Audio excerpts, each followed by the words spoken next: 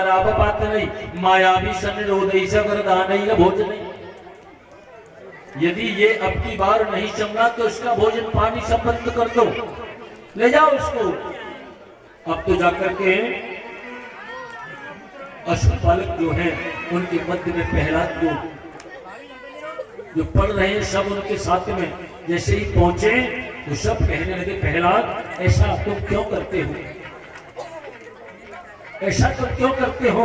अरे जो तुमने पढ़ा है वही हमने पढ़ा है, फिर तुम्हारे ये बुद्धि में ऐसी बातें कहां से पैदा हो जाती हैं? तो उन्होंने कहा देखो मेरे गुरु षंड और अकर्म थोड़े ही हैं। असुर बालक बोले तो बोले मेरे गुरुदेव तो नारद है। कैसे हुए तुम्हारे गुरु नारद? बोले ऐसा हुआ था मेरी माता कयादु जब गर्भवती थी, मैं उनके गर्भ में था तो महाराज इंद्र मेरी मां को ले गए थे।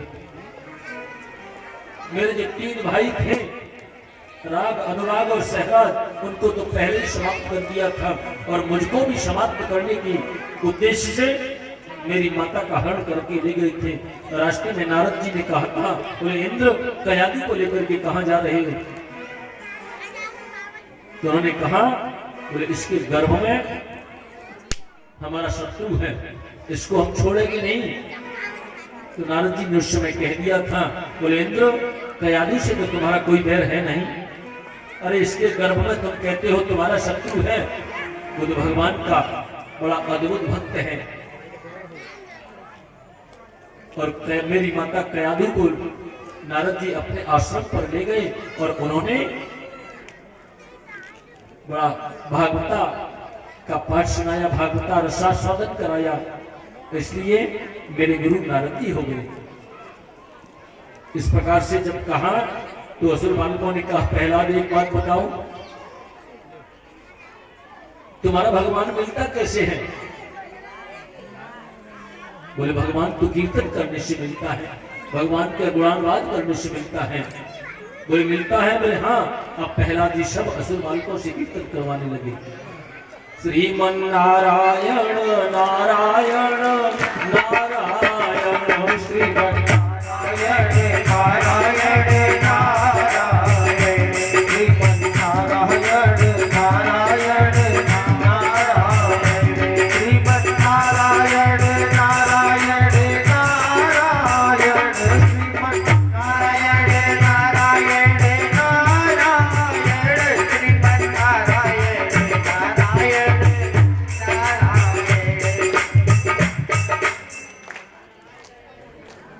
प्रहलाद जी के साथ में सभी असुर बालक नारायण नारायण नाम का कीर्तन कर रहे हैं। जैसे ही गुरुदेव ने सुना षंड और अकर्म ने बोले हमारे आश्रम में हमारे विद्यालय में इस हिरण्यकश्यपु विश्वविद्यालय में ये नारायण नाम का उच्चारण कौन कर रहा है? 10 सैनिकों को उनके पास में भेजा और 10 सैनिक जब गए हाथ में छड़ी लगी हुई है, प्रहलाद कीर्तन कर रहे हैं, हजारों असुर बालक उनके साथ में नृत्य कर रहे, कीर्तन हो रहा था। और जैसे ही उन्होंने सिपाहियों ने पहले प्रहलाद को ही रोके, जैसे ही प्रहलाद को छुआ तो कीर्तन बंद तो हुआ नहीं, छूते ही उस 10 सिपाही भी नृत्य करने लगे। श्रीमन नारायण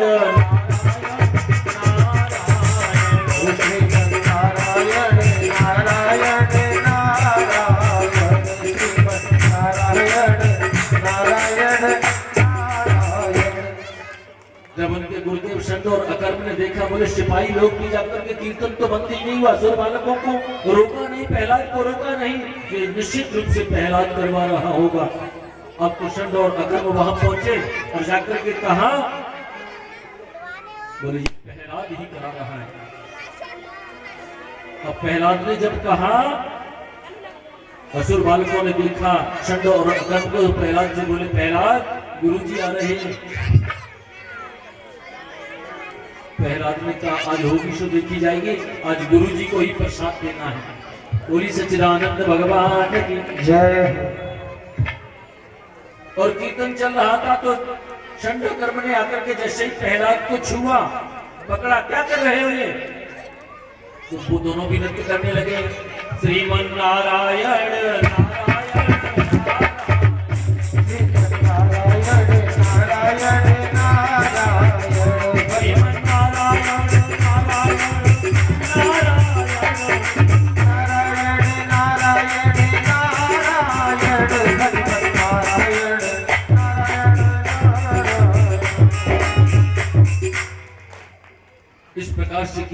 कहाँ है? गुरुदेव बोले अरे बालको रुको तो सही।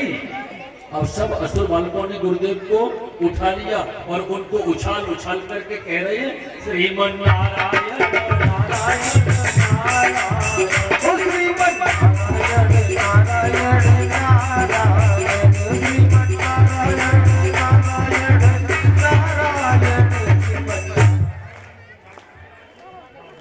हिरण्यकश्यपु ने जब देखा कीर्तन कैसे हो रहा है, ये नारायण नाम का कीर्तन मेरे विश्वविद्यालय में, तुरंत वहां से आए और आकर के देखा प्रहलाद कीर्तन कर रहे हैं, हजारों बालक उनको घेरे हैं और गुरुदेव को मौसुर बालक ऊपर उछाल उछाल करके कीर्तन कर रहे हैं श्रीमन नारायण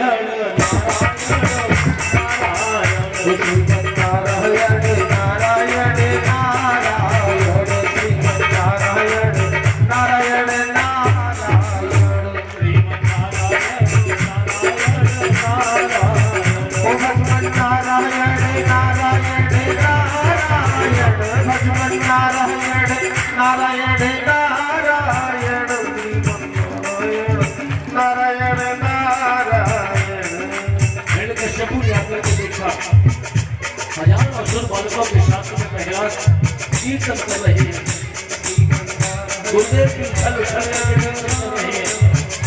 तो प्रहलाद को देख करके हिरण्यकश्यपु ने क्या किया, समझ गया यदि इसको पकड़ूंगा तो करंट निश्चित रूप से लगता, तो हिरण्यकश्यपु को रोका नहीं। हिरण्यकश्यपु ने प्रहलाद को मुष्टिक का प्रहार बनाया और कीर्तन चल रहा था तो उसने क्या किया, मुष्टिक के प्रहार से जैसे ही पृथ्वी पर कीर्तन बंद हो गया। बोली सच्चिदानंद भगवान की जय। जैसे ही कीर्तन बंद हुआ हिरण्यकश्यपु ने प्रहलाद को तुरंत पकड़ लिया। तो ये नारायण के नाम की प्रेरणा सब असुर बालकों को देता है। दिग्विजय दंडसु को इससे उपचारा पपाता नहीं, अनेक प्रकार की यातनाएं दी गई प्रहलाद को, लेकिन प्रहलाद की समझ में जब नहीं आया हिरण्यकश्यपु ने कहा हे दुर्विनीत मंदात्मा कुलभेद करादम, हे मंदबुद्धि बार बार समझाने पर भी तेरी समझ में नहीं आया, बता तेरा नारायण इस समय कहाँ है। जैसे ही कहा कि तेरा नारायण कहाँ है, प्रहलाद हाथ जोड़ करके बोलते हैं न केवलम में भवतश्चनादन शवै बलम बलनाम चा परेशान। आप कहते हो मेरा नारायण, न केवलम में भवतश्चना, केवल मेरा नहीं है, वह तो संसार के प्राणी मात्र का है, सब में समाया हुआ है, सब में उसी का प्रतिबिंब है। आप फिर मेरा कैसे कहते हो? अरे राजन, आप में जो बोलने की शक्ति है वह भी उसके द्वारा प्रदत्त है, आप में जो देखने की शक्ति है उसी नारायण प्रभु ने दी है, सब में व्याप्त है। हिरण्यकश्यपु बोला सब में है, और इस खम्भे में भी है। बोले हाँ इस खम्भे में भी है। ये स्वया मंद भाग्योक्तो मदन्यो जगदीश्वर क्वाशौ यदि स्तंभे, यदि इस स्तंभ में है तो दिखाई क्यों नहीं देता? बुरा आपने नारायण को। प्रहलाद बोलते मुझे दिखते हैं, इस खंभे में भी है, सर्वत्र है। क्वाशौ यदि सर्वत्र, तो इस स्तंभ में क्यों नहीं दिखाई देता? बोले इसमें भी है। जब ऐसा कहा इसमें भी है तो हिरण्यकश्यपु ने तुरंत तलवार का प्रहार जैसे इस खंभे में किया है कि मेरे नरसिंह प्रभु उसमें से तड़तड़ाते हुए प्रकट हो जाते हैं। भगवान की बड़ी भयंकर हुंकार भरते हुए अपने दोनों दांतों को खटखटाते हुए भगवान नरसिंह प्रकट हो जाते हैं, जिनका स्वरूप आधा पुरुष का है वो आधा सिंह का है। और दौड़ करके हिरण्यकश्यपु को घसीटते हुए पकड़ लिया है भगवान नरसिंह ने और उसको खींच करके उसके महल की देहली पर ले आए। अपनी दोनों जंघाओं को फैला दिया, भगवान ने अपनी दोनों जंघाओं पर डाल लिया, दोनों जंघाओं पर डाल करके और हिरण्यकश्यपु से कहा हिरण्यकश्यपु अब हम तुमको मारेंगे, तूने प्रहलाद को बहुत कष्ट दिया है, मेरे भक्त को बहुत कष्ट किया था। हिरण्यकश्यपु बोला महाराज पहले तो ये बताओ तुम कौन हो? बोले इससे तुझे क्या मतलब, आज हम तुझको मारेंगे लेकिन तुम मुझे मार नहीं सकते। हिरण्यकश्यप कहता है तुम मुझे मार नहीं सकते। बोले क्यों? क्योंकि मैंने ब्रह्मा से वरदान प्राप्त किए हैं। भगवान नारायण कहते याद कर ले अपने वरदानों को, तूने क्या वरदान प्राप्त किया है? हिरण्यकश्यप बोला मैंने वरदान ब्रह्मा जी से पाया था कि ना मैं बाहर मरूं ना मैं भीतर मरूं। भगवान बोले तो तू बता तू इस समय बाहर है कि भीतर है? हिरण्यकश्यप बोला इस समय तो मैं न बाहर हूं न भीतर हूं, मैं तो महल की बिल्कुल देहली में हूं, मैं तो बीच में हूं, लेकिन फिर भी तुम मुझे मार नहीं सकते। बोले अब क्या हुआ? बोले मैंने ब्रह्मा से और भी वरदान प्राप्त किया था, याद कर ले अपने वरदानों को। हिरण्यकश्यप बोला मैंने ब्रह्मा से वरदान प्राप्त किया था कि ना मैं अस्त्र से मरूं ना मैं शस्त्र से मरूं। भगवान अपने नाखूनों को दिखाते हुए बोले कि देख मेरे हाथ में न तो अस्त्र है न शस्त्र है, बता ये नाखून अस्त्र में आते हैं कि शस्त्र में? हिरण्यकश्यप बोला महाराज ये तो ना तो अस्त्र है ना शस्त्र है, ये तो नाखून है। बोले अब मैं तुझे इससे मारूंगा लेकिन फिर भी तुम मुझे मार नहीं सकते। बोले अब क्या हुआ? हिरण्यकश्यप बोला मैंने वरदान मांगा था कि ना मैं दिन में मरूं ना मैं रात में मरूं, तो कैसे मार सकते हो? भगवान बोले तो तू ही बता इस समय दिन है कि रात है? उस समय संध्या दिन और रात्रि का दोनों का मिलन था, संध्या बेला थी। हिरण्यकश्यप बोला महाराज ये समय न तो दिन है न रात है, ये तो संध्या बेला है, दोनों समय इस समय मिले हुए हैं, लेकिन फिर भी तुम मुझे मार नहीं सकते। बोले अब क्या हुआ? बोले मैंने ब्रह्मा जी से एक वरदान और भी मांगा था। बोले अब क्या मांगा था? ना मैं ऊपर मरूं ना मैं नीचे मरूं। भगवान नरसिंह बोले अब तू बता तू इस समय ऊपर है कि नीचे है? और जैसे ही हिरण्यकश्यप ने देखा, हिरण्यकश्यप तो भगवान की दोनों जंघाओं पर पड़ा हुआ था। बोले महाराज इस समय ना तो मैं ऊपर हूँ ना मैं नीचे हूँ, मैं तो आपकी जंघाओं में पड़ा हुआ हूँ, तो अब तू तैयार हो जा मरने के लिए। हिरण्यकश्यप बोला तुम मुझे फिर भी नहीं मार सकते। बोले अब क्या हुआ? बोले मैंने ब्रह्मा जी से एक और वरदान मांगा था। क्या मांगा था? मैंने कहा था कि मैं 12 महीने में किसी महीने में नहीं मरूं। भगवान बोले अरे मूर्ख, ये 13वां महीना मधुमास लौंद का जो महीना है वो मैंने तेरे लिए ही निकाला है, अब तू मुझसे कुछ नहीं पाएगा। बोलिए सच्चिदानंद भगवान की जय हो, कृष्ण कन्हैया लाल की जय हो, बोलिए नरसिंह भगवान की जय हो। और भगवान ने जब ऐसा कहा तो हिरण्यकश्यप बोला कौन हो? बोले मैं ही नारायण हूँ, मैं ही नारायण हूँ। तो जैसे ही छूटना चाहा, पास में तलवार पड़ी थी, छूटने को जैसे हुआ तो भगवान ने एकदम घसीटते हुए उसको दबोच लिया और अपनी दोनों जंघाओं पर लेकर के अपने दोनों हाथों के नखों से उसके हृदय को विलीन कर दिया। बोलिए नरसिंह भगवान की जय हो। और भगवान ने उसके उधर से उन हाथों को निकाल करके अपने गले में डाल दिया। भगवान जो वनमाली है वक्तमाली है, आज आंत्रमाली के नाम से प्रसिद्ध हो गई। बोलिए आंत्रमाली भगवान की जय हो। और भगवान उसके पेट में उसके उदर में बार बार देख रहे हैं। राजा परीक्षित ने कह दिया महाराज उसके पेट में क्यों देख रहे हैं, उसकी तो मृत्यु हो गई। सुखदेव जी कहते हैं राजन भगवान देख रहे हैं कि कहीं इसके उदर में दूसरा प्रहलाद तो शेष नहीं है। बोलिए सच्चिदानंद भगवान की जय हो, कन्हैया लाल की जय हो। प्रहलाद ने बड़ी सुंदर स्तुति गाई है, वहां स्तुति गाने लगे प्रहलाद। भगवान नरसिंह देव के नेत्रों से आंसू निकल झर रहे हैं और झरते झरते भगवान को गोद में उठा लिया, अपनी जिब्बा से प्रहलाद के मस्तक को चाटना शुरू कर दिया है। प्रहलाद से बोले प्रहलाद मांग तुझे क्या वरदान चाहिए? तो प्रहलाद ने हाथ जोड़ करके एक ही वरदान मांगा, यदि राशि में कामान वरास्ताम वरदर्शभ कामानाम हृदय संग्रह भक्तस्पृणे बना। प्रभु यदि देना चाहते हो तो मुझे तो एक ही वरदान प्रदान कर दो कि आपके चरणारविंदों के अलावा मेरे मन में कोई मांगने का बीज भी, कोई अंकुर भी उत्पन्न ना हो और मुझे कुछ नहीं चाहिए। बोलिए सच्चिदानंद भगवान की जय हो। अनंत आशीर्वाद देकर के वहां से चले गए हैं। हिरण्यकश्यप का वध हुआ है और प्रहलाद की कथा आपने सुनी। बोलिए कृष्ण कन्हैया लाल की जय हो जय जय श्री राधे श्याम। इस प्रकार से राजा परीक्षित श्री सुखदेव जी कहते हैं, राजन भगवान के जो चरित्र है, एक बात का हमें ध्यान रखना चाहिए कि हमें भूल कर भी भगवान को भूलना नहीं चाहिए। हम ऐसी भूल न करें कि हमें भगवान को भूलना पड़े।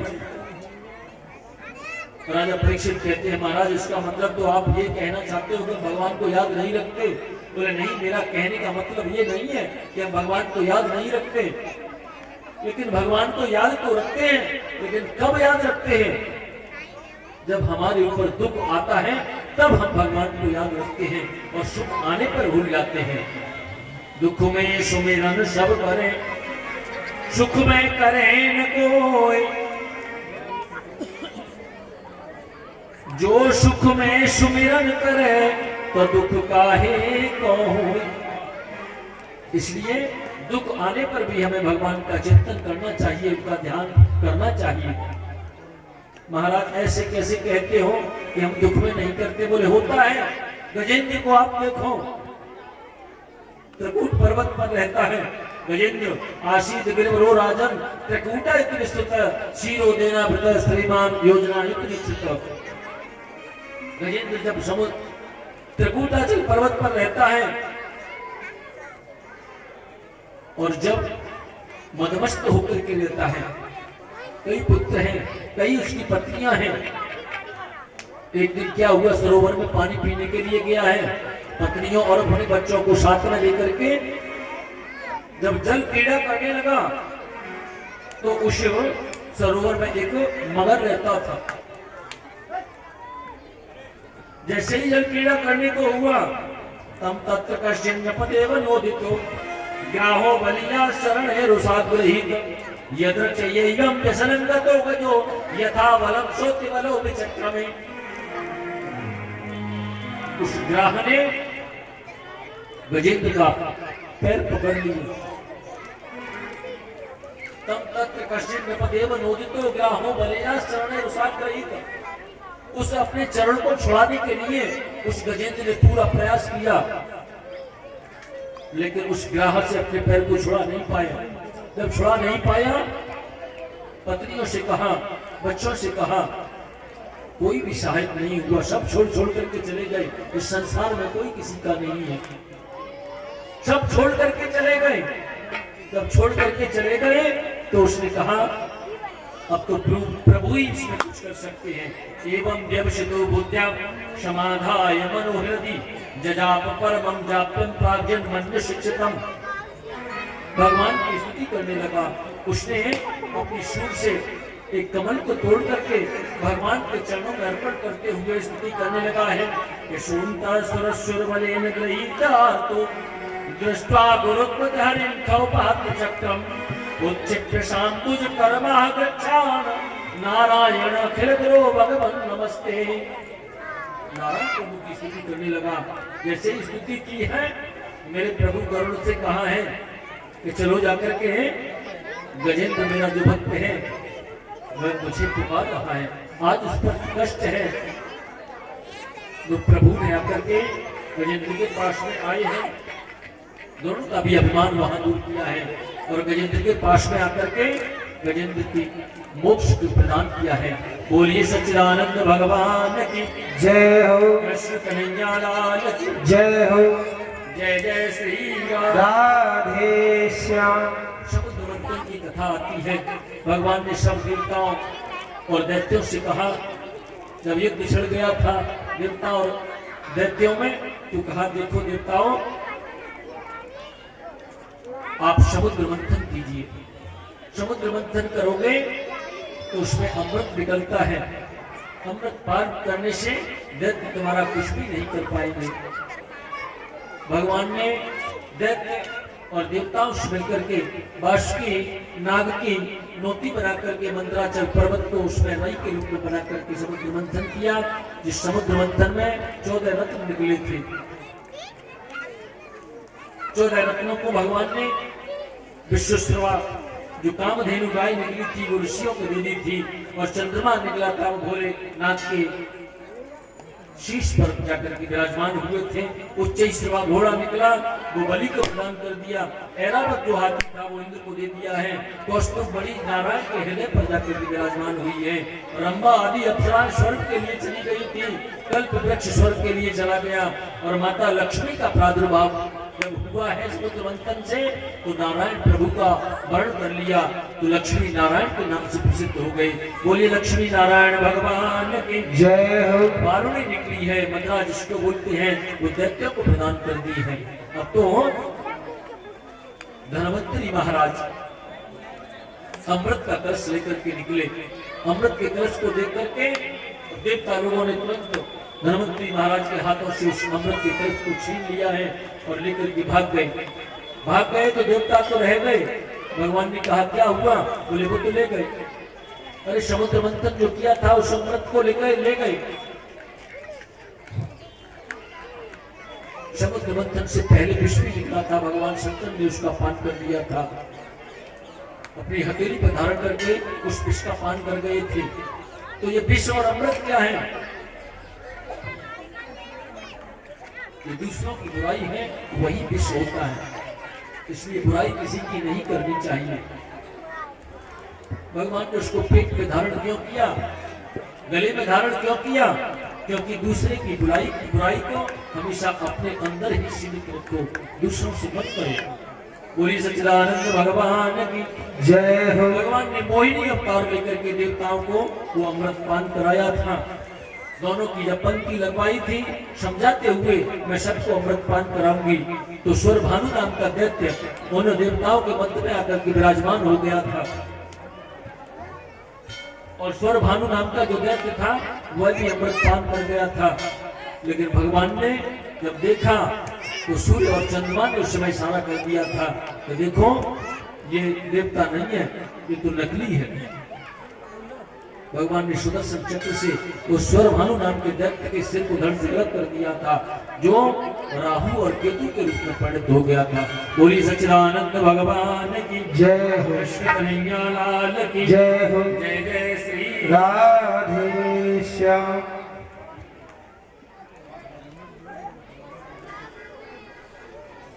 सुखदेव जी कथा सुना रहे हैं, राजा परीक्षित श्रवण कर रहे हैं। बोले महाराज मुझे वामन अवतार के बारे में बताओ। राजा परीक्षित ने कहा देखो भगवान वामन का जब अवतार हुआ था, जब अमृत पान देवता कर गए, तो दैत्य और असुरों में महासंग्राम छिड़ गया था। देवताओं में और दैत्यों में जब संग्राम छिड़ा तो उसमें बलि मारे गए थे, क्योंकि देवता तो अमृत पान कर गए हैं।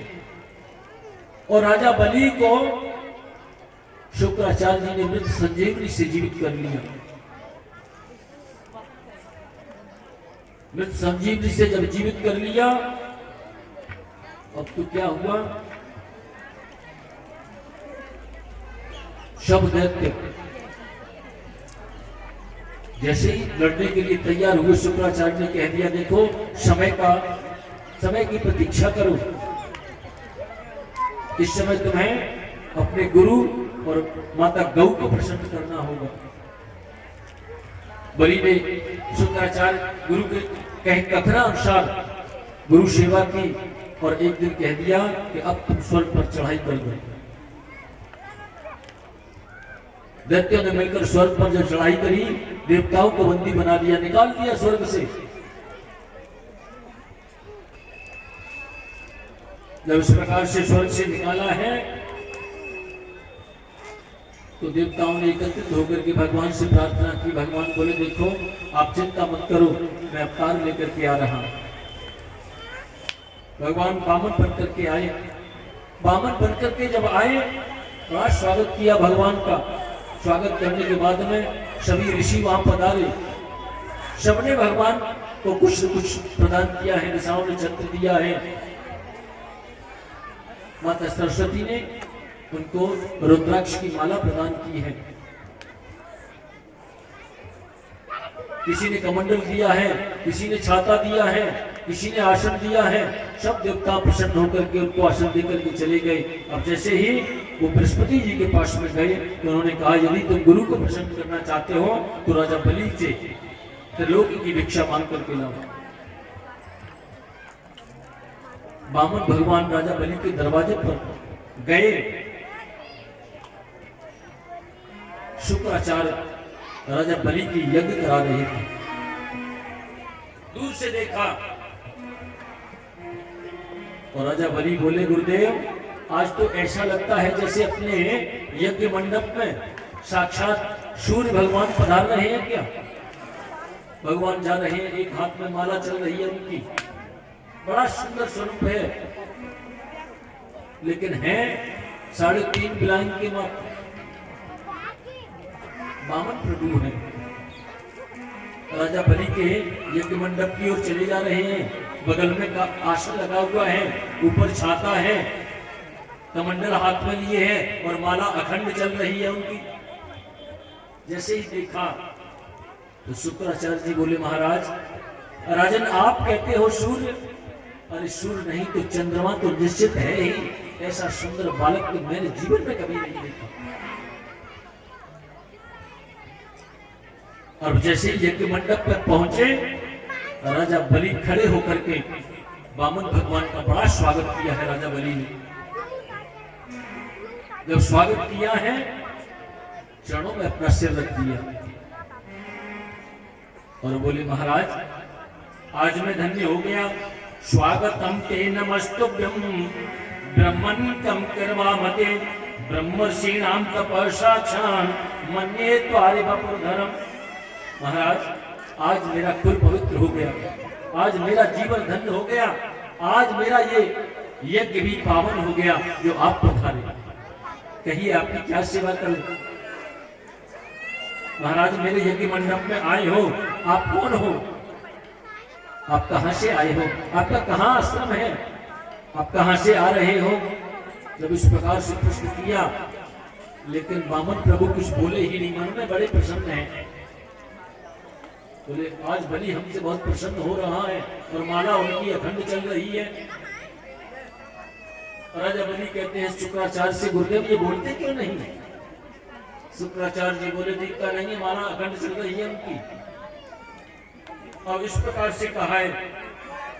राजा बलि कहते हैं महाराज आपकी जो इच्छा हो मेरे यज्ञ के आप मंडप में पधारे हो, आज मुझसे मांग लीजिए क्या चाहिए, क्योंकि मेरे यहाँ जो भी आता है मैं उसको कुछ न कुछ प्रदान करता हूँ। आपकी क्या इच्छा है आप जो मांग लो। भगवान ने माला को घुमा करके और उसकी जो सुगंधी रहती है माथे से लगा करके तुरंत माला को अपनी बगल में रख लिया। तो बोले राजन आप बलि हैं क्या। राजा बलि हाथ जोड़ करके बोला महाराज हाँ मुझे ही बलि कहते हैं। राजन आप मुझे दान की जो बात करते हो ये कोई आश्चर्य की बात नहीं है, क्योंकि आपके जो बाबा प्रहलाद थे वो भी बड़े दानी थे, आपके पिता जो विरोचन है वो भी बड़े दानी थे, इसलिए आप मुझे दान की बात करते हो इसमें कोई आश्चर्य की बात नहीं है। लेकिन मैं आपकी इस इच्छा को पूर्ण नहीं कर सकता राजन। राजा बलि हाथ जोड़ करके बोले क्यों नहीं कर सकते महाराज, मेरी इच्छा को अरे मैं आपको देना चाहता हूं, आप जो मांगोगे वही। राजन हमें कुछ चाहिए ही नहीं, अरे कुछ तो मांगो। राजन हम तुम्हारी इस इच्छा को पूर्ण नहीं कर सकते, क्यों, क्योंकि मैं त्यागी हूं, जीवन में कभी किसी से कुछ लिया ही नहीं है, आपसे क्यों मांगू।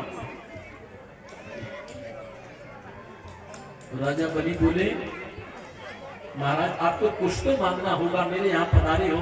अरे मैं सबको कुछ न कुछ देता हूँ। गाम कांचनम गुणवदधाम भ्रष्टम तथा नपेय मुतवा व्यक्त कन्या। मैं आपको कहो तो सोने के महल बनवा के आपको दान कर दूं। अरे आप बोलो तो सही, अपने एक छोटे से मुख से एक बार कहो तो सही आपको क्या चाहिए। अगर आपका विवाह नहीं हुआ हो तो आपका किसी ब्राह्मण की कन्या के साथ में विवाह करवा दूं। गाम कांचनम गुणवदधाम भ्रष्टम तथा नपे मुतवा विप्र कन्या। आपका विवाह करवा दूं। और बामन भगवान बोले महाराज राजन एक बात बताओ, आप हमको दान तो बाद में देना, पहले विवाह ही हमारा करवा दो।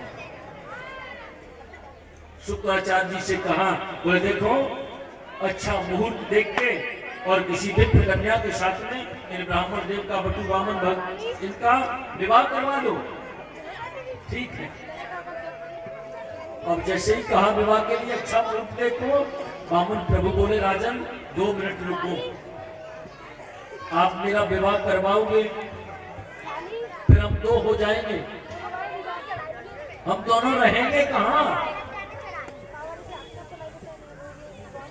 कश्यप बोला गाम कांचनम गुणवधाम नष्टम, अरे मैं आपको सोने के महल बनवा के दे दूंगा। बामन भगवान बोले राजन आप तो बहुत अच्छी हैं, आप महल बनवा के दे दोगे। बोले राजन जब हमारा विवाह होगा, बोले हाँ तो हम 2 हो जाएंगे। बोले हाँ बिल्कुल हो जाओगे। फिर हमारे खाने का क्या होगा, हमारे भोजन का क्या होगा। हिरण्यकश्यप भी बोला हमारे यहाँ सब है, हिरण्यकश्यप दानव के नाम से यहाँ भंडारा चलता है। बामन भगवान बोले आप तो बहुत अच्छे हो राजन, एक बात बताओ हमारी शादी होगी तो हमारे बच्चे भी होंगे। हिरण्यकश्यप भी बोला महाराज वो तो होंगे।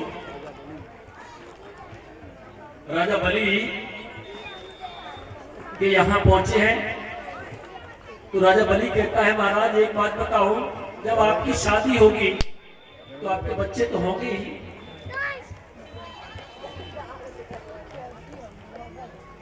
महाराज एक बात बताओ राजा, जब हमारे बच्चे होंगे तो 10-5 तो होंगे ही।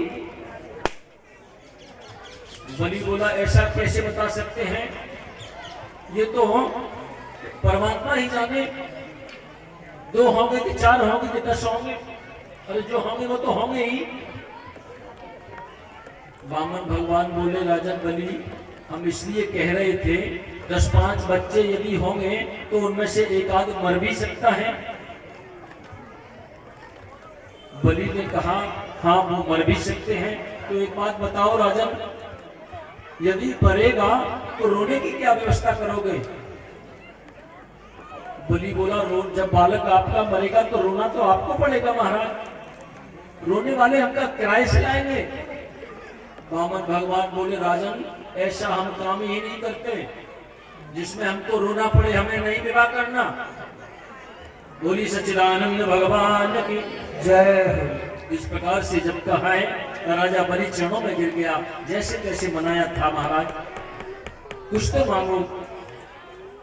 तो भगवान बामन कहने लगे हैं राजन यदि आप हमें देना ही चाहते हो तो हमें ज्यादा कुछ नहीं चाहिए, हमें केवल 3 पैग धरती दे दो। तस्मात् त्यक्तो महीमीषत् वृणेहं वर्षदर्शवा पदानि तीर्थदत्तानि भूमेर्मह्यं त्वयं। हमें 3 पग धरती केवल प्रदान कर दो। राजा बलि हाथ जोड़ करके खड़े हैं महाराज ये 3 पग धरती में क्या करोगे। अरे 3 पग धरती में तो तुम्हारा आसन भी नहीं आएगा। अरे मेरी इच्छा तो आपको बहुत कुछ देने की है, आप मांगो ना। बोले नहीं राजन हमें 3 पग धरती ही चाहिए। बार बार कहते हैं लेकिन 3 पग ही मांगेंगे। जब इस प्रकार से देखा बोले 3 पग ही लेंगे, न तो 3.25 लेंगे न 3.5 लेंगे। राजन देना है तो दे दो, नहीं हम चलते हैं। जब इस प्रकार से कहा तो तुरंत कहने लगे नहीं नहीं महाराज जहां से आपकी इच्छा हो वहां से नाप लो, मैं देता हूं आपको। बामन भगवान बोले राजन बलि आपको दान देना भी नहीं आता और बहुत बड़े दानी बनते हो। महाराज क्या हुआ। बोले हम ब्राह्मण जब भी दान लेते हैं तो पहले संकल्प कराते हैं, आप संकल्प कीजिए उसके बाद हम दान लेंगे। बोलिए सच्चिदानंद भगवान की जय हो। कृष्ण कन्हैया लाल की जय हो। इस प्रकार से जब कहा ठीक है महाराज तीन पग धरती के लिए भी मैं क्या दान करूंगा, क्यों शर्मिंदा करते हो, राजा बलि कहते हैं। अब दोनों में विवाद चल रहा है, वामन प्रभु में और राजा बलि में। शुक्राचार्य ने जो देव देखा, बोले ये संकल्प पर ये वामन का लड़का ज्यादा बल दे रहा है। ध्यान लगा करके देखा तो सब समझ गए। उन्होंने कहा ठीक है, संकल्प लेता हूं। तुरंत शुक्राचार्य जी ने पकड़ लिया, राजा बलि का हाथ पकड़ लिया और कहने लगे, एष वैरोचने साक्षात् भगवान विष्णुरव्ययो कश्यपाद तेजातो देवानां कार्य साधको। राजन, ये वामन नहीं है, ना ये 53 है, तो ये कौन है? बोले एष वैरोचने साक्षात्, ये वैरोचन नंदन, ये साक्षात विष्णु है। ये साक्षात कश्यप और गति के गर्भ से जन्म लेकर के आया है और देवताओं का कार्य सिद्ध करने के लिए आया है। इसलिए इसके झमेले में मत पड़ना, देने लेने की बात इससे मत करो। इससे कह दो मुझसे कोई देने लेने की बात नहीं हुई है। यदि तुमने इसको 3 पग धरती दे दी तो तुम्हारे पास कुछ भी नहीं बचेगा राजा। शुक्राचार्य जी बलि से कहते हैं, बलि कहते हैं, गुरुदेव आप मुझे झूठ बोलने की प्रेरणा देते हो, मैं वचन दे चुका हूं, अब तो मुझे संकल्प करना ही होगा। बहुत समझाया, अब तो कहने लगे शुक्राचार्य जी, राजन कुछ स्थान ऐसे भी होते हैं जहां झूठ बोलने से पाप नहीं लगता है, कोई दोष नहीं होता है। स्त्रीषु नर्म विवाहे च व्यत्यर्थे प्राण संकटे गौ ब्राह्मणार्थे हिंसायां नान्यते स्याज्जुगुप्सितम्। स्त्रीषु नर्म विवाहे च व्यत्यर्थे प्राण संकटे। किसी कन्या का विवाह यदि उस घर में झूठ बोलने से भी हो रहा हो, उसकी बड़ाई करने से यदि वह कन्या किसी उच्च घर में पहुंच जाए तो उस झूठ बोलने से कोई पाप नहीं लगता है। स्त्री सुनर्म विवाहे च के प्राण संकटे, यदि किसी के प्राण संकट में हो और उस समय झूठ बोल करके उसके प्राण बचा दिए जाएं तो वहां झूठ बोलने से भी कोई पाप नहीं लगता है। गौ ब्राह्मणार्थे हिंसायाम, यदि कोई गौ की और ब्राह्मण की हत्या कर रहा हो तो उस समय भी झूठ बोला जाए तो वहां झूठ बोलने से पाप नहीं लगता है। किसी का समस्त धन यदि कोई हरण कर रहा हो, ऐसे जगह पर भी झूठ बोल दिया जाए तो वहां भी झूठ बोलने से पाप नहीं लगता है।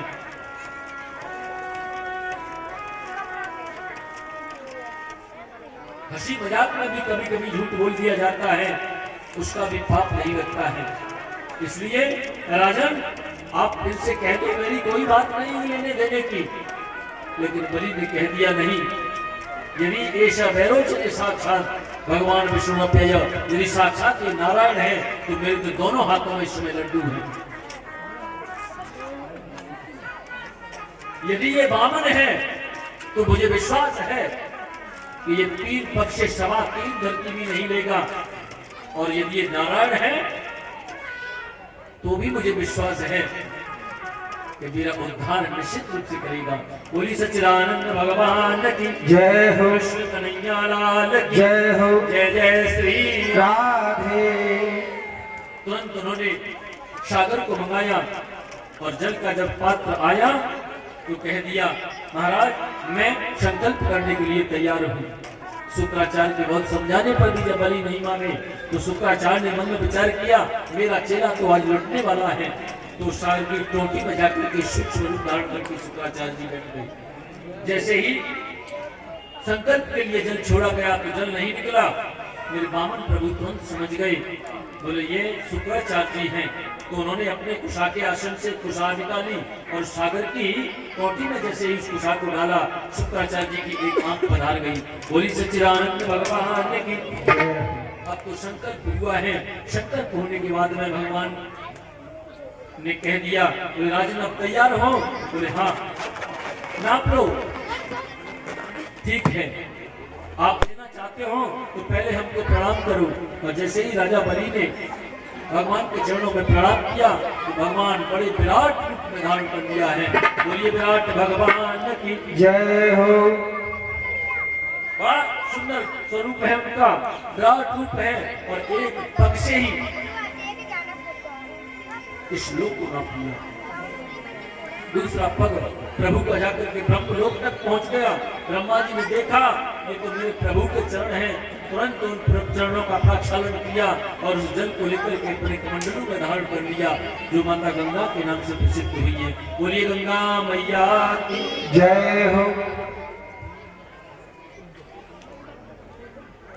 दोनों ही चरणों में सब कुछ नाप लिया। अब बलि के पास कुछ भी नहीं है। भगवान ने कहा बलि अब तीसरा चरण कहां रखूं, तुम्हें नरक में जाना पड़ेगा, तीसरा चरण कहां रखूं?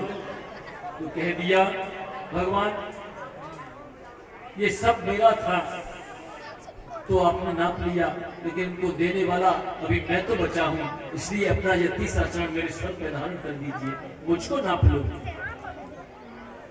तस्मात् त्यक्तो महीमीषद मृडेहं वरदर्शनात् पदार्की दत्तानि भूमिर्मह्यं सिर, मेरे सिर पर धारण कर दो। भगवान ने तीसरा चरण राजा बलि के चरण पर रखा, शीश पर रखा और भगवान के नेत्रों से आंसू निकल गए। बोले बलि मैं आया तो तुझे ठगने था, लेकिन तूने तो मुझे ठग लिया। बोलिए सच्चिदानंद भगवान की जय हो। बामन भगवान बोले राजन बलि हम तुमसे बहुत प्रसन्न हैं, मांगो तुम्हें क्या चाहिए।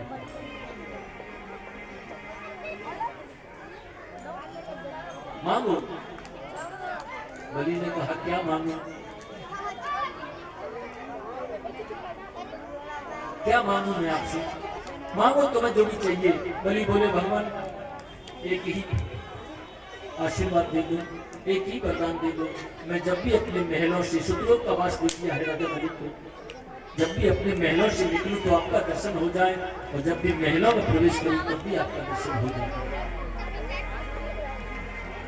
भगवान वहां बलि के यहाँ पहरा देने लगे। नारद जी ने जाकर के माता लक्ष्मी से कहा, बोले आजकल तो नौकरी लगा ली है, नौकरी लगी हुई है। बोले किसकी? बोले नारायण आपके पति देव जो है ना, उन्होंने तो राजा बलि के यहाँ नौकरी कर ली है। माता लक्ष्मी वहां पधारी और जब माता लक्ष्मी पधारी तो राजा बलि से कहा, श्रावण का महीना था, पूर्णिमा। राजा बलि से जाकर के कहा भैया मेरी कोई बहन नहीं है, भाई नहीं है, मैं राखी बांधना चाहती हूँ। राजा बलि ने भी कह दिया मेरी भी कोई बहन नहीं है, इसलिए तुम मेरी धर्म की बहन और राखी बांधो। माता लक्ष्मी ने जाकर के राजा बलि की कलाई में राखी बांधी। ये नबंधो बलि राजा दानव इंद्रो महाबल नाम पुत्रदानी रक्षण माचल माचल। जैसे ही राखी बांधी तो राजा बलि ने कहा तुमने मेरी कलाई में राखी बांधी है, तुम मांगो जो मांगोगी वही दूंगा। शुक्राचार्य फिर आ गए, बोले अभी तो लुटा है, फिर मांगने की बात करने लगा। तो माता लक्ष्मी ने कह दिया था तो मुझे और कुछ नहीं चाहिए, अपनी इस चपरासी को मुझे प्रदान कर दो। बोलिए सच्चिदानंद भगवान की जय हो। बोलिए लक्ष्मी नारायण भगवान की जय हो। अब तो वहां से नारायण प्रभु को लेकर के माता लक्ष्मी पधारी है। वर्णन आता है भगवान ने मत्स्य अवतार धारण किया था और वेदों की रक्षा भी की थी। उसके बाद में सुखदेव जी ने सूर्यवंश का वर्णन किया है और सूर्यवंश में भगवान राघवेंद्र के चरित्रों का वर्णन किया। राजा परीक्षित बोले महाराज सूर्यवंश में कौन कौन राजा हुए थे, उनके वंशावली क्या थी?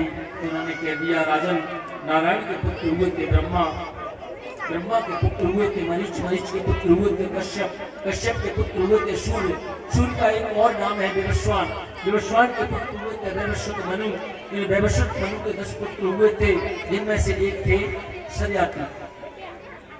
सरियाती के यहाँ कोई पुत्र नहीं हुआ था, इनकी एक कन्या थी जिसका नाम था सुकन्या, और सुकन्या के ही वंश में हुए थे नबक, नबक के नाबाग हुए, नाबाग के अम्बरीश हुए, अम्बरीश के मानदाता हुए, मानदाता के मुचकुंद हुए, मुचकुंद के त्रिबंधन हुए, त्रिबंधन के त्रिशंकु हुए, त्रिशंकु के हरिश्चंद्र हुए, हरिश्चंद्र के रोहिताक्ष हुए, रोहिताक्ष के बाहुक हुए, बाहुक के सगर हुए।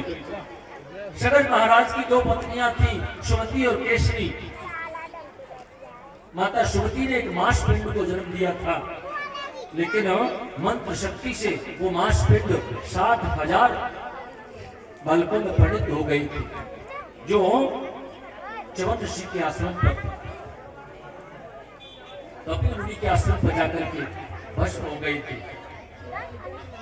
और इधर क्या हुआ, जो दूसरी रानी थी इनकी केशरी, उनके असमंजस हुए, असमंजस के अंशुमान हुए, अंशुमान के दिलीप हुए, दिलीप के भागीरथ हुए, भागीरथ के खटवांग हुए, खटवांग के दीर्घबाहु हुए, दीर्घबाहु के रघु हुए, रघु के प्रतिश्रवा हुए, और प्रतिश्रवा के अज हुए, और अज के महाराज दशरथ हुए थे।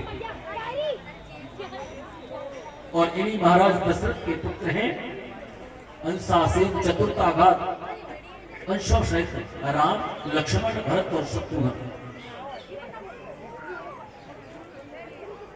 राजा परीक्षित ने कह दिया, महाराज इनके मुख्य मुख्य राजाओं का वर्णन भी तो करते चलो। तो देखो, तो नारायण के पुत्र ब्रह्मा हुए थे, ब्रह्मा के मरीच, मरीच के कश्यप, कश्यप के सूर्य, यहीं से सूर्य वंश प्रारंभ हुआ था। सूर्य का नाम तो विवस्वान था, विवस्वान के पुत्र हुए थे वैवस्वत मनु, मनु महाराज, वैवस्वत मनु के 10 पुत्र हुए थे, जिनमें सरियाती थे, और सरियाती के जो कन्या थी उनका नाम था सुकन्या, सुकन्या नाम तस्यातीत कन्या कमल लोचना, जिन्होंने च्यवन ऋषि के आश्रम पर जाकर के च्यवन ऋषि का बड़ा अपराध कर दिया था, उनके नेत्रों की ज्योति का भेदन कर दिया था, जिससे उन्हीं के साथ में उनका विवाह हुआ था।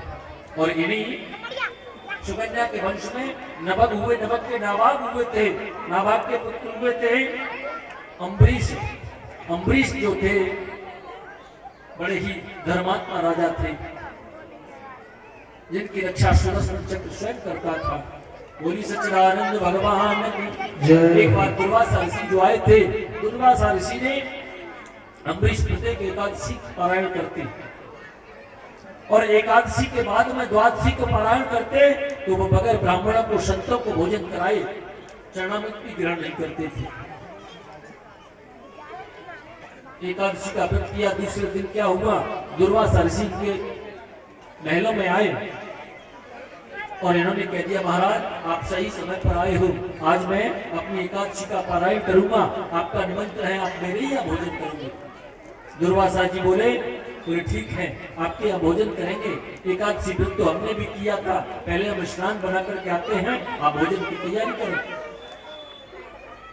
दुर्वासा जी स्नान करने के लिए गए, तो वहां संध्या वंदन करने में विलंब हो गया। लेकिन कभी कभी ऐसा होता है, एकादशी के बाद थोड़े ही समय के लिए द्वादशी आती है, फिर त्रयोदशी लग जाती है। ऐसा उस समय हुआ था।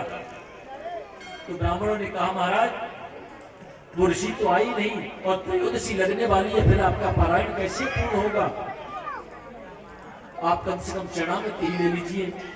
तो अम्बरीश चरणामृत को ले रहे थे, लेकिन ले नहीं पाए। तब तक दुर्वासा ऋषि आ गए और उन्होंने क्या किया, बोले मुझे निमंत्रण दे करके और मुझे भोजन कराए बिना स्वयं भोजन कर रहा है, तेरी हिम्मत कैसे हो गई चरणामृत भी लेने की। तो उन्होंने तुरंत आकर के कृत्या नाम की एक राक्षसी को प्रकट कर दिया था, और वह कृत्या नाम की राक्षसी अम्बरीश के पीछे जैसे ही भागी, तो उनकी रक्षा तो मेरे नारायण प्रभु का सुदर्शन करता है। सुदर्शन चक्र ने आकर के उस कृत्या नाम की राक्षसी को भस्म कर दिया था और उन दुर्वासा ऋषि के पीछे लग गया था। कोई सच्चिदानंद भगवान की जय हो। तीनों लोकों में भ्रमण करते हुए दुर्वासा जी जब आए तो अम्बरीश के ही चरणों में आकर के गिरे और उन्होंने क्षमा याचना की। अम्बरीश उनके चरणों में गिर गए, महाराज ऐसी भूल क्यों करते हो, ऐसी भूल क्यों करते हो, हमें तो आप जैसे ब्राह्मणों की चरणों की धूली ही चाहिए। बोले मुझे सुदर्शन चक्र से जला बचाओ, ये मुझे जला करके भस्म कर देगा। तो अम्बरीश ने उस समय यही कह दिया था कि हे भगवान, यदि मैंने ब्राह्मणों में और भगवान में कोई अंतर न समझा हो तो ये सुदर्शन चक्र शांत होकर के चला जाए। बोलिए सच्चिदानंद भगवान की जय। और वहां से वो सुदर्शन चक्र शांत होकर के चले गए। इन्हीं अम्बरीश में मानदाता हुए थे, बचकंद हुए, त्रिवंदन हुए, हरिश्चंद्र का नाम सब जानते हैं। सत्य आदि हरिश्चंद्र, चंद्र टरे सूरज टरे, टरे जगत में बहार, पर दृढ़वत हरिश्चंद्र को टरे न सत्य विचार। इन्हीं हरिश्चंद्र के रोहिताश हुए थे, रोहिताश के सगर हुए थे। सगर की जो दो पत्नी थी, उनके जो 60,000 हुए थे सुमति के, वो कपिल मुनि के आश्रम पर जाकर के भस्म हो गए थे। घोड़ा छोड़ा था यज्ञ का, अश्वमेध यज्ञ की थी तो घोड़ा छोड़ा और वहां इंद्र ने जाकर के उस घोड़े को बांध दिया था। कपिल मुनि ने जैसे ही समाधि खोली तो 60,000 जल करके भस्म हो गए थे। तो सुमति के पुत्र थे, उन्होंने कपिल मुनि को प्रसन्न किया तो उन्होंने कह दिया था यदि माता भगवान वामन के चरणों से जो उत्पन्न माता गंगा हुई है, वो जल यदि इनको मिल जाए तो इनका उद्धार हो सकता है। अंशुमान तपेस्ते पे गंगा नहीं न काम गया।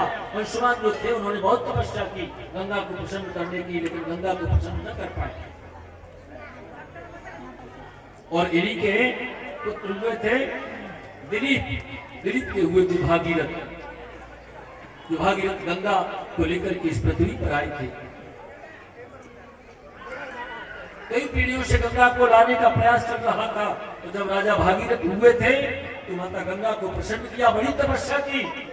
माता ने उस समय कह दिया था तो विधार्यता वेगम पतत्या में मही तले, मैं प्रसन्न तो हूं, मैं इस पृथ्वी पर चलूंगी, लेकिन को विधार्यता वेगम पतंत्या में मही तले, अन्यथा भूतलम विद्वा नृपयासे रसातलम। मेरे वेग को धारण कौन करेगा? इस पृथ्वी में सामर्थ्य नहीं है कि मेरे वेग को धारण कर ले। मैं आकाश पिता का भेदन करके जब इस पृथ्वी पर आऊंगी, जब मैं पृथ्वी पर आऊंगी तो रसातल में चली जाऊंगी, इस पृथ्वी को फोड़ करके। क्या मतलब होगा मेरे आने का? तो बोले हाँ, मेरे वेग को धारण करने की सामर्थ्य भगवान शंकर में है, शंकर को प्रसन्न कर लो। और भागीरथ ने जाकर के भोलेनाथ को प्रसन्न किया। भोलेनाथ को प्रसन्न करके भोलेनाथ ने कह दिया था कह दो गंगा से मैं तैयार हूं, जटाओं में आ जाए। और माता गंगा ब्रह्मा के कमंडल से ब्रह्मा को प्रसन्न कर लिया है और उन्होंने छोड़ा है तो कर कर निनादिनी हर हर हर हर की ध्वनि करती हुई सीधे वहां से आकर के स्वर्गलोक से और भगवान शंकर की जटाओं में आकर के विलीन हो गई।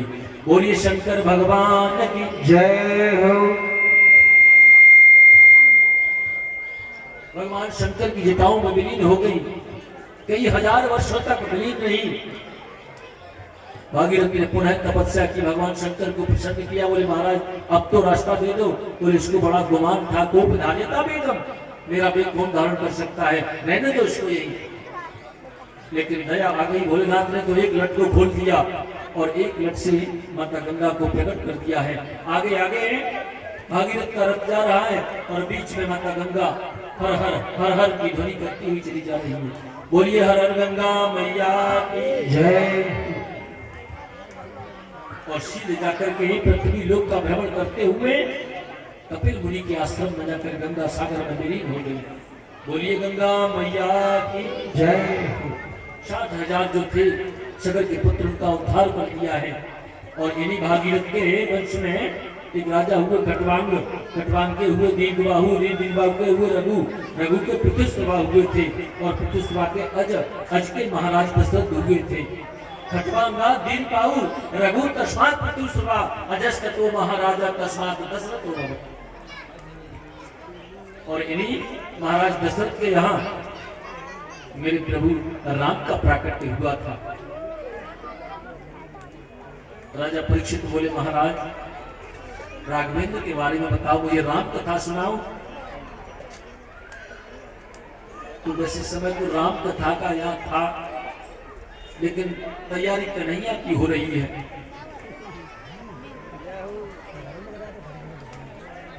तो मैं आप सबसे अनुरोध करता हूं, आप सब रामायण, मैं पिताजी के साथ में एक बार आया था और मैं देख रहा हूं वो श्रीमान जी आज भी यहाँ बैठे हैं, उनको रामायण कंठस्थ। अब उनके सामने मैं क्या बोलूंगा रामायण, आप सब रामायण जानते हो। फिर कभी मौका मिला तो मैं राम कथा आपको विस्तार से सुनाऊंगा। आज मैं संक्षिप्त में राम कथा, राम के मुख्य चरित्र कहता हूं, केवल स्पर्श करते हुए चलूंगा, क्योंकि कन्हैया बुलाना समय।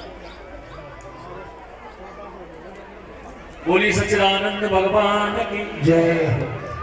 तो नौमी तिथि है, मधुमास प्रीत है, बड़ा सुंदर समय है। हुआ कैसे, नौमी तिथि आई कैसे? एक बार भूपति मन माही भई गिलान मोर सुत नाई। राजा के मन में एक बार ये क्षोभ उत्पन्न हुआ। अच्छा, एक बात यहां समझ लो, जो राजा है, चक्रवर्ती सम्राट है, दसों दिशाओं में जिसकी ध्वजा फैलती है, उस राजा को एक बार ही क्यों लगा कि मेरे पुत्र नहीं है? अरे हमारे पुत्र नहीं होगा तो जब भी पुत्र का स्मरण होगा तब हमें चिंतन आ जाएगा इस बात का कि हमारे कोई पुत्र ही नहीं है। और जो चक्रवर्ती सम्राट है उसको एक बार क्यों आया कि मेरे पुत्र नहीं है? एक बार भूपति मन माही भई गिलान, एक बार गिलानी क्यों पैदा हुई राजा दशरथ को? क्योंकि राजा दशरथ को कुछ संत विद्वान बताते हैं, उनके जो कुल गुरु हैं महाराज वशिष्ठ, उनकी जो धर्म पत्नी है अरुंधति, उनके एक बालक है।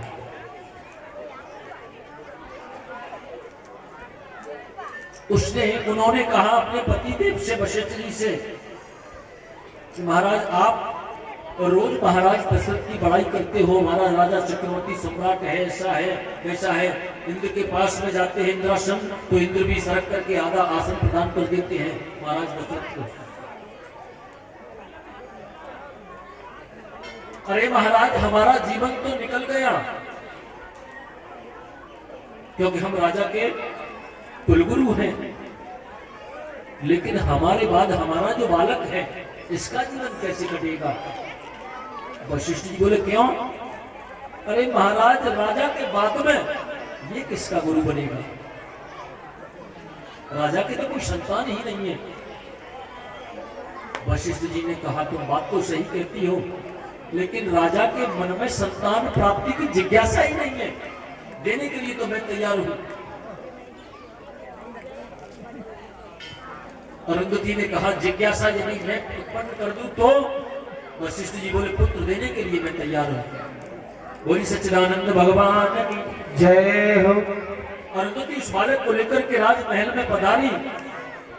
तीनों रानियों ने बड़ा स्वागत किया है।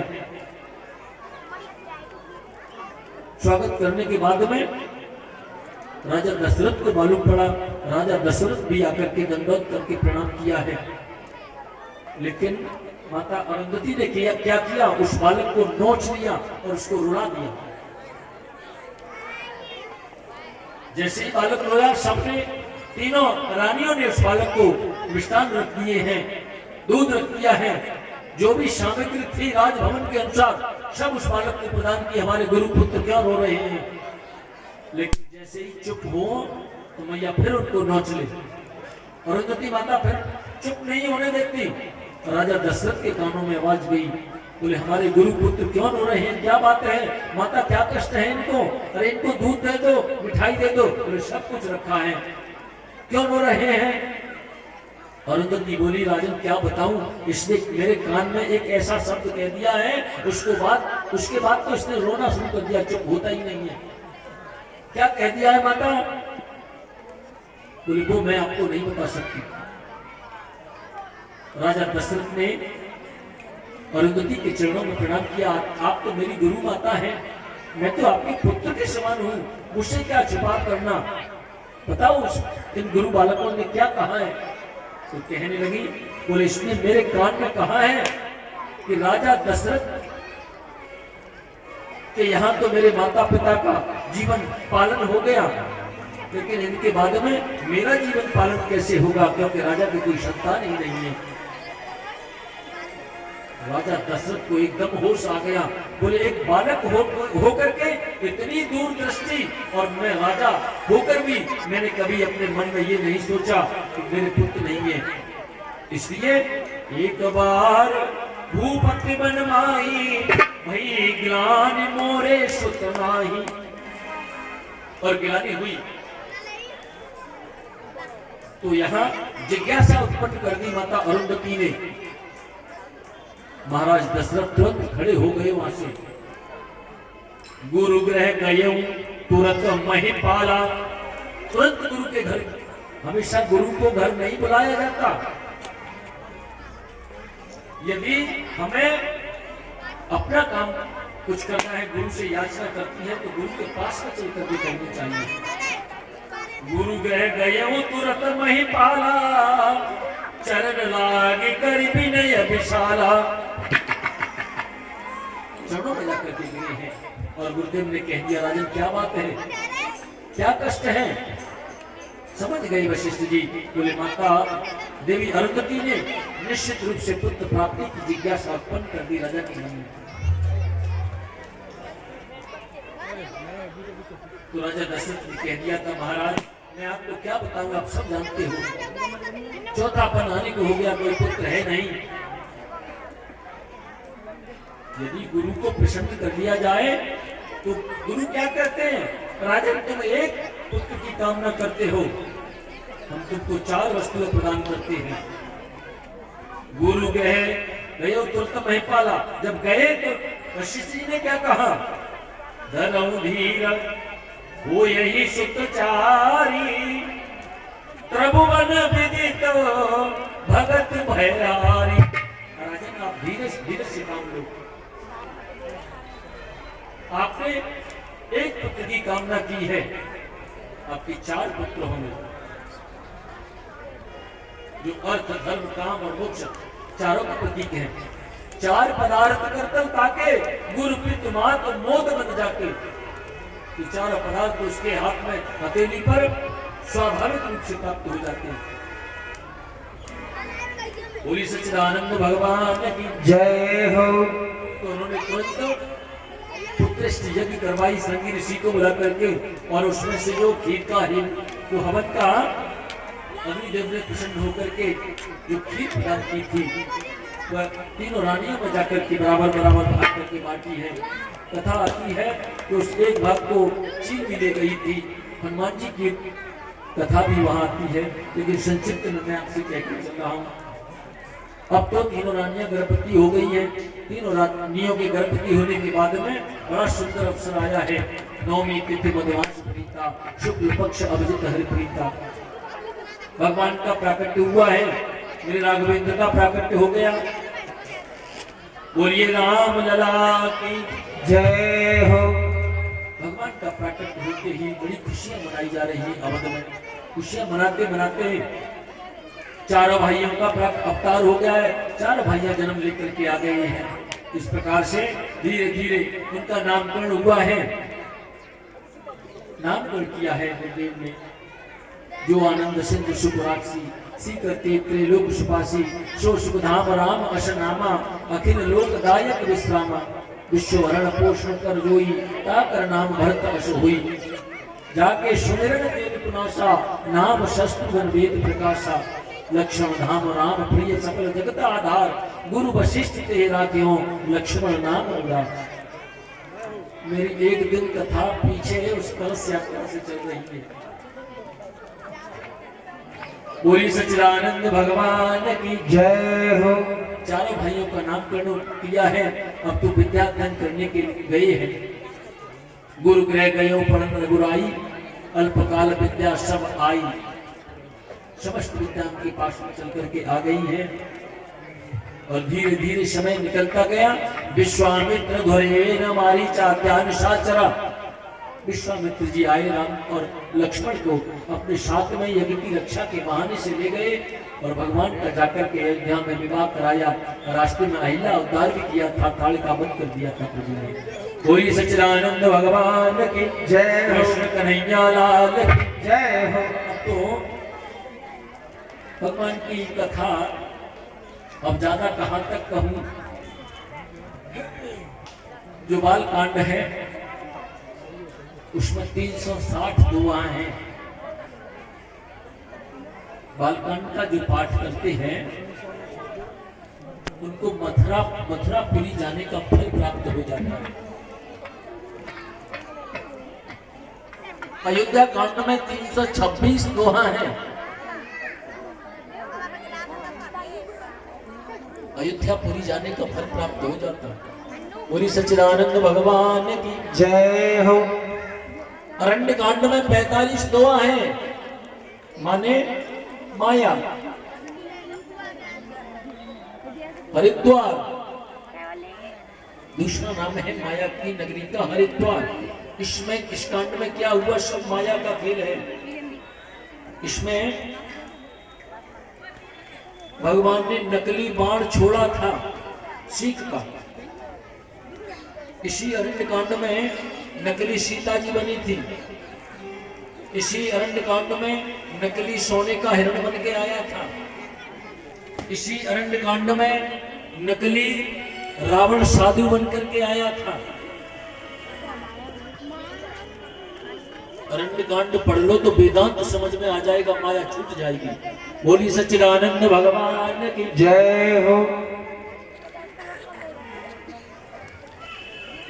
किष्किंधा कांड है 30 दोहा। काशीपुरी सुंदर कांड आप पढ़ लो जिसमें 60 दोहा है। 1 से 30 दोहा तक तो शिव कांति है और 30 से 60 दोहा तक विष्णु कांति है। बोली सच्चिदानंद भगवान की जय हो। लंका कांड आप पढ़ोगे उसमें 120 दोहा हैं। लंका कांड में क्या है, सबके काल है, सबको मारा है प्रभु ने। तो आपको उज्जैन जाने का फल प्राप्त होगा। उज्जैन में क्या है, महाकालेश्वर, और इसमें भी सब काली काल है सब। बोली सच्चिदानंद भगवान की जय हो। उत्तर कांड में 130 दोहा। तो मैं कहां तक भगवान के चरित्रों को हरि अनंत हरि कथा अनंता कहां सुने वो विधि सब संता। भगवान ने युद्ध किया। अब देखो वैसे भागवत जी में राम कथा 1.5 अध्याय में है। सुखदेव जी ने राम कथा को एक श्लोक में संपूर्ण कर दिया। गुरुवर्ते त्यक्त राज्यो व्यचर धनु वनम पदम पदभ्याम प्रियाः पाणी स्पर्शा क्षमाभ्याम मृजित पदर्जो यो हरिद्रान जाभ्याम बहिरूप्या च सुफलख्या प्रिय विरह रूषा आरोपित ध्रुव विजृंभ त्रिस्ताग्निबद्ध सेतु खलित वदन कौशलेन्द्रो अवतारणः। एक श्लोक में पूरी राम कथा को कह दिया। बहुत से लोग कहते हैं आदौ राम तपोवना